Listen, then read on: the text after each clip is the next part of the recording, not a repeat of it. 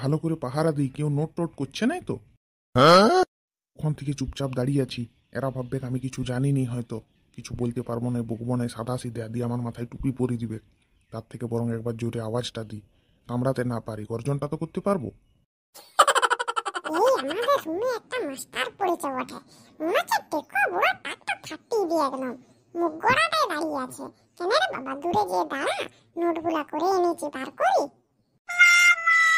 আমারও একটা বার হয়েছে, নোটগুলা করে জাঙ্গিয়ার ভিতরে রাখাটা ঠিক হয়নি। এই নোটগুলা জামার কলারে, জামার পকেটে, গেঞ্জির ভিতরে, এই সকল জায়গায় রাখলে অন্তত বার করতে পারতাম। এই কি হচ্ছে? সব বসে না থেকে ঠিকঠাক করে লেখো, কারুর দিকে তাকাবে নাই। আর কেউ কোনো কিছু এনেছো কি? আর কোনো কিছু এনেছো মানে কি? মানে কি বাংলার বোতল? আগে বলবেন তো, আমি আপনার জন্য বাংলার ঠিক ব্যবস্থা করে দিতাম। এক বোতল বাংলা এনে দিতাম, আপনি ওইটাকে পড়ে থাকতেন, আর আমি এদিকে পরীক্ষায় পাস করে যেতাম। বাঁধর ছেলে, খালি খারাপ খারাপ কথা। আমি বললাম কি সে সকল কথা?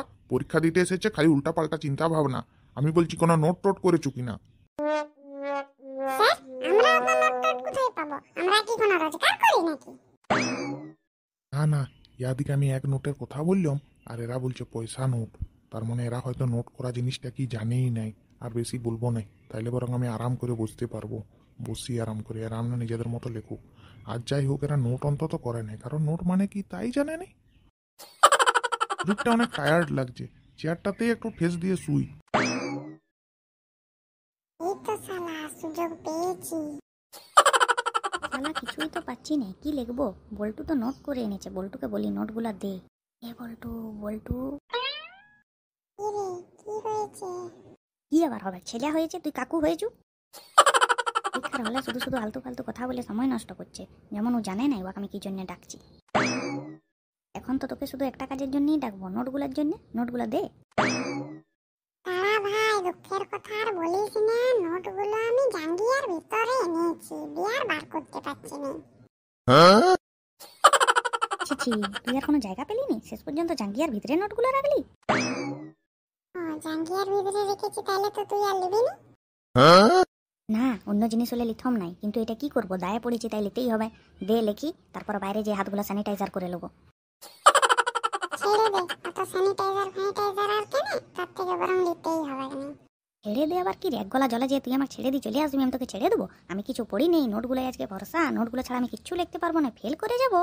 নোট যদি তুই না দিয়েছু না, তোর আমি জাঙ্গিয়ে ছিঁড়ে নোট বার করবো। ঠিক আছে লে, অত অস্থির হোস না, দিচ্ছি। এই এই, তোমরা সব কি করছো? লিখতে গেলে একটা আওয়াজ হয়, চুপচাপ লেখো। শালা কাকু বলছে লিখতে গেলে তো আওয়াজ হয়? জীবনে যা করতে যাবে সব কিছুতেই আওয়াজ হয়, তো লিখতে গেলে আওয়াজ হবে না? এলে বেশি কায়দা না করে নোটগুলো দে তো তাড়াতাড়ি। হ্যাঁ হ্যাঁ, লে লে।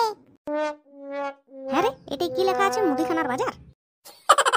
কাগজটা ভিজিয়ে তো পুরো সব সুপারে পুরো ঢেলা হয়ে গেছে, আর ভিতরে যা লেখা আছে সব তো ছেপড়ে গেছে। কাগজটা তো খোলাই যাচ্ছে না, তার কি লিখবো?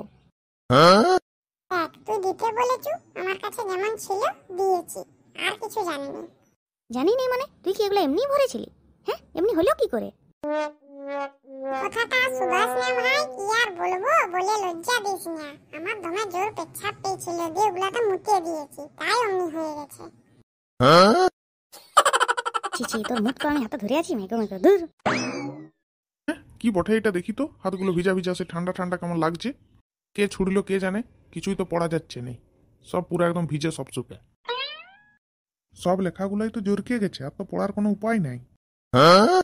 ও বাবা রে, স্যারের ভাষা তো আমাদের থেকে আরো উন্নত। আমরা বলছি ছেবড়ে গেছে, স্যার বলছে জোরকে গেছে।